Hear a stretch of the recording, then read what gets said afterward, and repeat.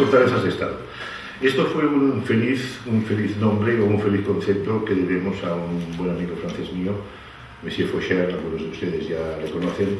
Este señor, cuando yo lo conocí en los años 90, había escrito un librito, ¿no? Y el concepto, el título era Las fortalezas de Estado. Y realmente es afortunadísimo, porque si algo define la fortificación militar y sobre todo la fronteriza, es el Estado. La fortaleza de frontera marca los límites del Estado, es la contraposición de una administración con otra. Es el guardián territorial, tanto ante las posibles, digamos, problemas con el vecino, como a veces con los problemas internos, los problemas propios. Es un nombre que coincide, además, esto es la fortaleza de Salses, es la pionera, la más antigua de fortificación, una fortificación de transición, la única que tenemos en Cataluña, en este caso está la Cataluña Norte, es española, la conocen ustedes y los castellanos. Esto forma parte de este entramado al cual es fruto o ha dado lugar la creación de los estados modernos. Fortificación avanguardada, fortificación fronteriza y Estado moderno es exactamente la misma cosa. Bien, yo les voy a hablar muy brevemente de lo que es la frontera en Cataluña.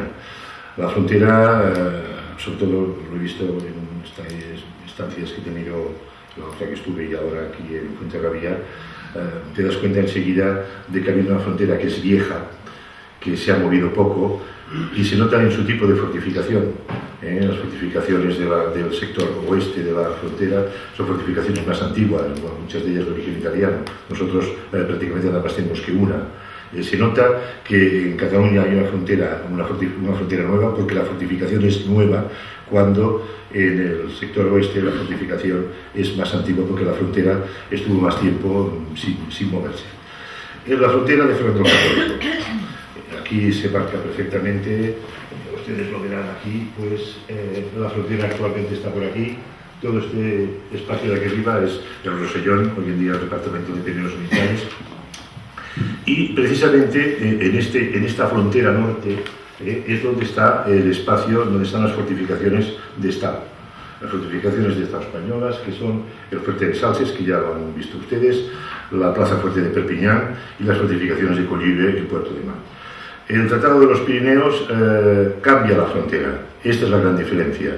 En el espacio este hay un cambio territorial muy grande a consecuencia al final de la guerra de los Sábados, de la guerra de los 30 años, y la frontera cambia. Vamos a ver qué pasa. Vamos a ver este problema que se les presenta a los dos estados. Los dos tienen un problema. Uno ha ganado territorios, otro lo ha perdido, y las fortificaciones de frontera están donde no deben de estar, donde ya no hay, que en este caso es lo que es entonces territorio francés.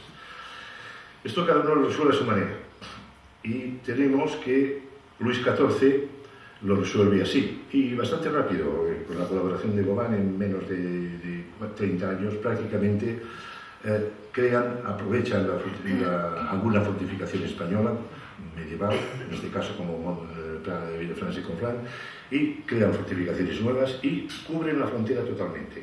Hacen un trabajo muy interesante que tiene dos versiones, dos motivos. Uno, la fijación fronteriza, la defensa de la frontera nueva, y otra, controlar el país. Es la segunda vertiente que muchas veces tiene el patrimonio militar, la fortificación. Es este aspecto policial que muchas veces lo tienen las ciudadelas, pero en este caso lo tienen estas plazas fuertes que fijan la población que todavía, pues en fin, en gran parte no está de acuerdo con el cambio territorial, con el cambio de amo. Bueno, por la parte española, esto marca de una manera tremenda y casi dramática la diferencia de una Francia que nace, una Francia que crece, la gran Francia de Luis XIV, que busca sus fronteras naturales, y la decadencia absoluta de la Casa de Austria española. Mientras Francia fortifica, y fortifica bien, pues España, la monarquía española en este caso, no hace prácticamente nada. Hay un intento de plaza fuerte en Puigcerdá, esto es lo único que se hace. Lo demás queda abierto.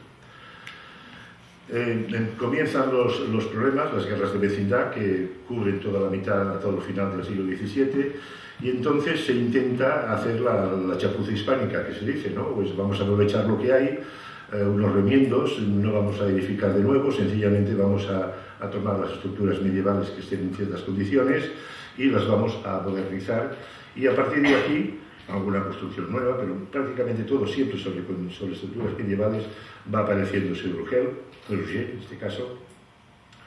Posteriormente nos aparecerá Cardona. Cardona tiene unas connotaciones, ayer yo no podía menos de recordarla, ¿no?, de lo que nos explicó nuestro colega sobre Bolzano. Cardona es hija, el trazado de Cardona es hijo de Bolzano. Incluso uno de los baluartes que hoy ha cambiado de nombre y tal, se le denominaba de San Ambrosio. Ambrosio Bolzano, el patrón de la localidad natal de Bolzano. Luego, Berga, una fortificación también que utiliza una estructura medieval. A partir de aquí nos va a venir Hostalric, un castillo medieval hasta la Guerra de Sucesión, y a partir de la Guerra de Sucesión una fortificación baluartada, es esta, está en bastantes buenas condiciones.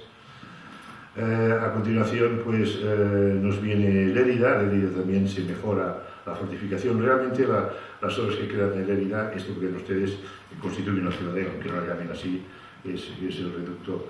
Al sur, en la frontera, que ya no es frontera con Francia, sino que es frontera territorial de Cataluña con el resto del Estado, pues ya lo ha visto la ciudad. Y luego viene también esto típico de nuestra idiosincrasia, ¿no? Cuando ya en un cruce pues ya han habido 7 muertos, entonces llega el momento de colocar un semáforo, ¿no? Pues aquí, cuando llevábamos un siglo prácticamente de invasiones constantes y de problemas, sobre todo, y sufrimientos del territorio, el ejército francés hibernaba en infinidad de ocasiones, nos viene la obra del gran ingeniero Cermeño. Y más que la obra del gran ingeniero Cermeño, la gran forma de entender la política internacional del rey de la época, Fernando VI. Esto es otra película, pero en fin, vale la pena, es un monarca muy curioso. Y nos lega Montjuïc de Barcelona, es la segunda fortificación de Cataluña. La calidad de la obra es muy notable. Y después, aparte de esto, nos vendrá pues, bueno, el buque insignia de la ingeniería militar española, la fortaleza de San Fernando de Figueras. Es la fortificación naval militar más grande de España. Hoy en día es la mayor de Europa. Antes lo era Pedro y Pablo, pero sí de San Petersburgo. Es una obra extraordinaria. No voy a extenderme porque si no parecerá que soy partidista, ¿no? Y tal, que hablo de lo mío. Bien, y a partir de aquí ustedes tienen una gran suerte, tanto aragoneses como navarros como vascos. Sobre todo los vascos tenéis una gran suerte con el patrimonio, la fortificación poligonal. Nosotros en Cataluña nada más tenemos uno, que es este de aquí, San Diego de Ramis. Y yo, más que decir tenemos, podemos decir que teníamos. Cayó en manos particulares y se está produciendo pues, el desmantelamiento para otros usos. Es una verdadera pena. Cierra el patrimonio militar catalán, pues bueno, la línea P, esto es común a todo Pirineo. Aquí la tienen. Bien. Todo esto que ven ustedes es el paquete de fortificaciones catalanas. La reflexión y moverse y viajar y contactar pues, con personas que tienen inquietudes similares en otros lugares del territorio, pues, y luego sobre todo el contacto con Francia, el contacto con entidades francesas y con actores franceses de patrimonio, te lleva a un lugar común, al que yo creo que llegamos todos los que tocamos este tema. Y es que estamos hablando de una misma cosa. La frontera no se entiende de un modo, pudiéramos llamar, sectorial, de un espacio. Cuando una frontera es un espacio entre los países, de punta a punta. Y es hija de unas mismas necesidades, obedece a los mismos problemas, a las mismas cuestiones. Por lo tanto, hablar del patrimonio fronterizo catalán o del vasco o del francés, es el mismo, es la misma cosa. Cambian los idiomas que se hablan los interiores, pero la tecnología, las circunstancias políticas son exactamente las mismas. Entonces, el sentido de unidad es que nace de una manera natural. Es difícil, evidentemente, pero aparte de esto nos lleva a este lugar, nos lleva a otra conclusión. ¿Cuál es el patrimonio común a todas las fronteras? si uno se mueve por Europa y va saltando de un país a otro, se va dando cuenta que de un lado y de otro vuelven a haber fortificaciones con su historia, con su problemática, con su muestra de la evolución tecnológica de cada país. Cada país la construye con arreglo a su tecnología y a su capacidad industrial, sobre todo en épocas recientes. Y entonces llegamos a esta conclusión: son los monumentos militares. Entonces hay que entenderlos, por lo menos nosotros lo entendemos así, como una unidad. Entonces hay dos frases que el Espíritu Santo me las ha ido digamos, explicando al oído a lo largo del tiempo, que son dos conclusiones que yo creo que poca discusión deben de tener. La frontera es un lugar de historia común de los dos países que la constituyen, o los tres en este caso, ¿no? Cuando fuera. Es lo mismo, obedecen a una misma problemática y unas mismas situaciones históricas. Y luego, evidentemente, la conclusión es que los territorios que bordean la frontera, que constituye la frontera, son dos caras de la misma moneda. Uno es una cara, la otra es la otra. Aquí tenemos la cara española, tenemos la cara francesa, pero la moneda es la misma. Y este sentimiento de unidad nos lleva a pensar que esta distribución que tienen ustedes aquí no es todo, pero en fin, he marcado unos cuantos emplazamientos militares, monumentales militares fronterizos. Es que se ve aquí, hemos olvidado las líneas de puntitos de las fronteras y vemos aquí un sistema montañoso que perfectamente podría estar en el interior de cualquier país de Europa, jalonado de fortificaciones. Más sentimiento y más sentido de unidad no hay. La única de la desunión la podemos llevar nosotros con los diferentes modos de hablar, de entender la vida, pero realmente es una unidad, se mire como se mire. Entonces esto nos dio idea de que de alguna forma teníamos que proponer, o por lo menos trabajar desde nuestro territorio, en la confección de un programa que nos llevara no a una gestión, sino cada uno gestiona como puede o como Dios le da a entender, sino a una difusión. El año 98, hablo de muchos años, pues tuve ocasión de asistir a uno de los primeros encuentros sobre patrimonio militar, que casualmente se celebró en Figueras. Y ya en aquellas épocas afloraba un tema, y es que si queríamos conservar el patrimonio, en cierta manera lo teníamos que rentabilizar. Esperar que los bienes militares sean siempre mantenidos, restaurados, conservados a costa de la administración pública, esto no funcionaba. Había que buscar soluciones. La solución más rápida, evidentemente, es la solución turística. Esta solución turística cada uno la ha llevado adelante como ha podido individualmente, cada uno ha fomentado y ha difundido su monumento como Dios le ha dado a entender y con arreglo de sus recursos, pero ahora voy a decir una perogrullada, ¿no? La unión hace la fuerza. Nadie puede ser más efectivo, uno jamás será más efectivo que 7. Esto es clarísimo. Falta la voluntad, falta el interés, falta sobre todo la fe y creer. Es curioso que estamos hablando de un patrimonio mayoritariamente abaluartado y que el principio de ese patrimonio tecnológico, desde el punto de vista tecnológico, que es común a todos, es el fuego cruzado. La fortificación abaluartada se basa en el fuego cruzado. Unos se protegen a otros, nadie se protege a sí mismo. Esto es la base de la fortificación abaluartada. Es clarísimo. Uno tiene que difundir al otro y el otro difundir al uno. Este fuego cruzado, de alguna manera, lo hemos de contextualizar. Y entonces hemos llegado a las conclusiones que las abrimos pues, y las presentamos pues, para ofrecerlas a otras entidades y a otras administraciones o personas que vean las cosas como nosotros, siempre con el espíritu de colaborar y con este espíritu de sumar y apoyarnos los unos a los otros. Entonces los objetivos primordiales que a nuestro entender y desde nuestro territorio hemos considerado que son interesantes son esto es el principio básico: unificar la difusión de los monumentos militares pirenaicos bajo un concepto que no hemos de ser, vamos a decirlo de una manera vulgar, miedosos. Le hemos de dar a cada cosa su nombre verdadero. Nadie puede vender un producto negando o escondiendo la naturaleza propia del producto.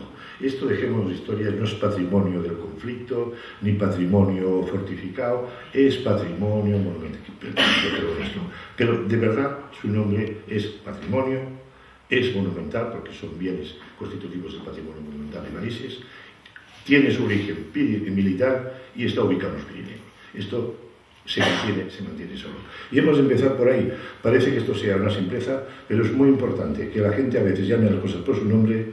Me imagino que todos ustedes saben que a veces es muy difícil.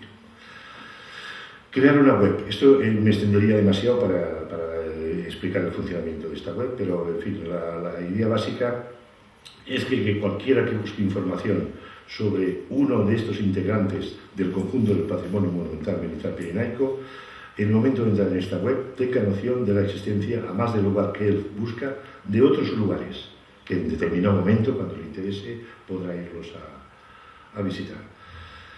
Esto es articular en red, es lo mismo. Si queremos crear un producto, una marca, tiene que existir identidad.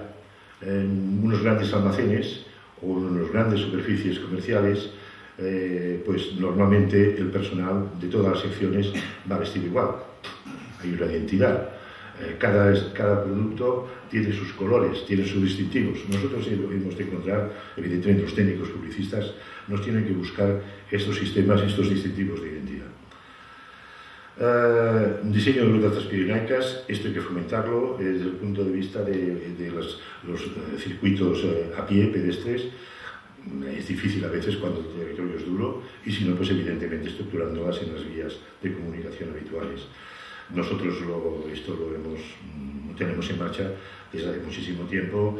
Gestionamos un Interreg, un proyecto transfronterizo hace años, lo colocábamos en 2007, y una de las reliquias que ha quedado funcionando todavía es precisamente una ruta transpirenaica que realizamos desde San Fernando de Figueras hasta el Fort de Belagarde en el Pertús. Y esto funciona y muy bien. Esto es muy importante, pasa desapercibido, cada vez que lo digo me miran así con cara de extrañeza. Bueno, cada cual, esto es muy importante. Estamos todavía haciendo unos discursos de nuestros monumentos que son discursos, pudiéramos llamar, pre-europeos. Los malos somos vecinos, los buenos somos nosotros. El enemigo es el que está al otro lado, nosotros somos nosotros, los nuestros, ¿no? y nosotros. Esto en la Europa comunitaria es que esto se cae a pedazos, ¿no? Todavía siguen algunos discursos y esto hay que resolverlo. Y podemos ser catalanes, castellanos, como ustedes quieran, vascos, de donde sea, franceses, ingleses, todos somos europeos. Y si eso no nos lo creemos, mal. Las cosas no hay que hacerlas solamente, hay que creerlas y asumirlas. Y esto que parece una tontería es muy importante. En determinados momentos recuerdo que una de las primeras cosas que intentaron en los preludios de las negociaciones para llegar a la Unión Europea, épocas de Gaulle, me acuerdo que se empezó a eliminar de los libros de texto francés escolares todos los conceptos que eran peyorativos hacia los alemanes, de los cuales estaban plagados, en fin. Bueno, esto es muy importante para que las cosas se aguanten y para que las cosas no se disgreguen. Pues claro, para que algo, la lluvia no se lo lleve, hay que tener un techo, ¿no? Y en este caso, este techo es una sede física de este proyecto. Este proyecto está de gestionar el aspecto de difusión, una sede de difusión. Y entonces, en la línea de lo que hemos dicho antes, y eso es una experiencia, tengo que decir que personal, interpretar el patrimonio militar, sobre todo, quizá porque hablo desde Cataluña, ¿no? Me imagino que más o menos pasará cosa semejante en todas partes. Es difícil, para mí ha sido difícil y yo personalmente me he tenido que encontrar delante de grupos de visitantes, he hecho infinidad de visitas guiadas en lugares pues, problemáticos, que el visitante los tomaba no como un bien cultural, sino como un espacio de memoria, otro tema que no es para esto. Y es muy importante preparar al guía, al intérprete que tiene que transmitir los contenidos del monumento al público. Esto no se puede hacer con un folleto, esto no se puede hacer con un guía cualquiera. El público pregunta y hay que estar preparado para dar respuesta correcta a estas preguntas. No me extiendo más, pero yo creo que ustedes estarán de acuerdo, sobre todo los que tienen responsabilidad directa de gestión, estarán de acuerdo conmigo. Y bueno, ya acabamos. Constitución de los comités científicos, un comité científico que es un recurso por si en un momento determinado pues existen dudas de interpretación, hay que realizar alguna actividad científica en el mundo, digamos, en fin, universitario, en el mundo del conocimiento, es bueno que cada uno de los espacios que conformen o que pueden llegar a conformar este tipo de proyecto pues tenga sus investigadores que creen una especie de cuerpo consultivo para resolver. Y luego el comité de seguimiento. Ninguna estructura pluriterritorial, en este caso, si no existe un comité en el cual haya representantes de los diferentes territorios que velen porque todo funcione y que por lo menos una vez al año se reúnan y se digan lo que se tengan que decir y que unos espoleen a los demás, esto no iría bien. El proyecto necesita un comité de seguimiento y sin comité de seguimiento no habría perdurabilidad. Y luego un tema pues que esto hace muchos años que lo tengo en mente. Esto me ocurrió una vez con unos compañeros franceses en un fuerte que hay al lado de Grenoble, en el fuerte de Centenar, un fuerte muy curioso. Y bueno, no les explico las circunstancias en que se nos ocurrió todo esto, pero bueno, en fin, muy grato. Un día del patrimonio monumental militar pirenaico. Un día en que todos hagamos nuestras puertas abiertas, todos realicemos alguna manifestación, que evidentemente será publicitada por la web, todos hagamos algo este día. Entonces hemos dicho, bueno, ¿qué día? Incluso buscábamos el patrón del patrimonio monumental militar pirenaico. En fin, esto es otra historia. Pero el día, desde nuestro punto de vista, evidentemente que la frontera, como les he dicho antes, es vieja en el lado oeste, es nueva en el lado oeste, y en este caso yo me he permitido pues, arribar el ascua a nuestra sardina, y hemos establecido el día 7 de noviembre. No sé si alguno de ustedes recuerda lo que pasó el 7 de noviembre, y pasó muy cerca de aquí. No sé dónde están los faisanes, pero está por aquí, ¿no? Es el día que se firmó el Tratado de los Pirineos. Este día nació el patrimonio monumental fronterizo pirenaico tal como nosotros lo tenemos hoy en día. Y bueno, con esto ya he acabado. Espero que esta exposición pues sirva de puerta, de brazo, de mano tendida para que nuestros hermanos del resto del Pirineo pues sepan que tenemos estas ideas, estas inquietudes, y el que pues quiera se acerque. Tenemos, este es un tema que vale la pena decirlo porque no es ningún secreto, lo hemos hablado muchísimo con la gente de Pamplona. Ellos han llegado pues por diferentes caminos. Todo lo que se pone en esta circunstancia acaba llegando a las mismas conclusiones. Lo hemos hablado, luego José Vicente pues les explicará, y en fin, es puerta abierta, es mano tendida y todo en beneficio de nuestros monumentos militares. Muchas gracias.